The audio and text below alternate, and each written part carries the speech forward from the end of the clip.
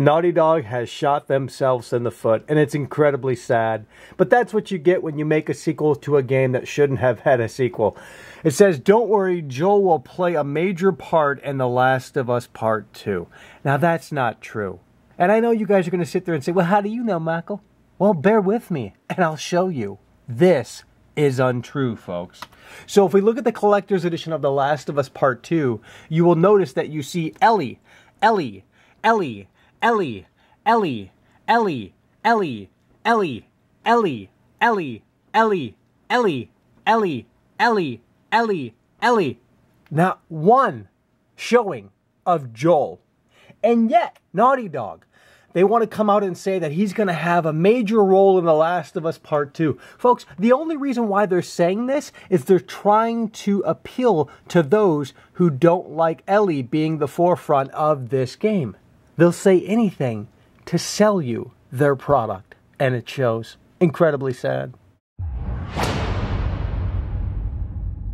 Another lie here from Naughty Dog. The Last of Us 2 will not include a multiplayer mode. Well, funny thing is, many years ago, they actually said the same thing about the first game, The Last of Us. No multiplayer, first M-rated game of Naughty Dog. This was back in 2011. The Last of Us, no multiplayer. Sound familiar? So then they came out and they clarified it, and they basically said, hey, we want to make more money. So yeah, The Last of Us 2 isn't going to have multiplayer, at least not at launch, and it's seemingly looking like this is going to come as a separate standalone purchase. So Naughty Dog thought, well, yeah, a lot of people like the multiplayer, so why not sell that separately? You know what I mean? Make more money, because after all, that's why The Last of Us Part 2 was made in the first place.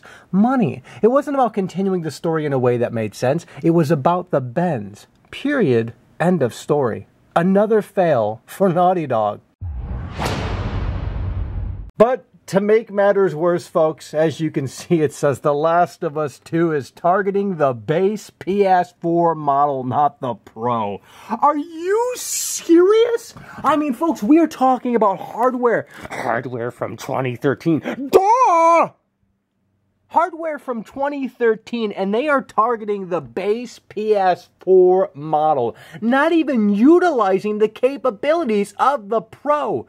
And that, folks, is a problem. And that's not coming just from veteran video game critic Michael Does Life. Oh no. Here's a developer that says the exact same thing. A Way Out Dev says that the PlayStation 4 is like a 5-year-old PC. And this was an article from 2017.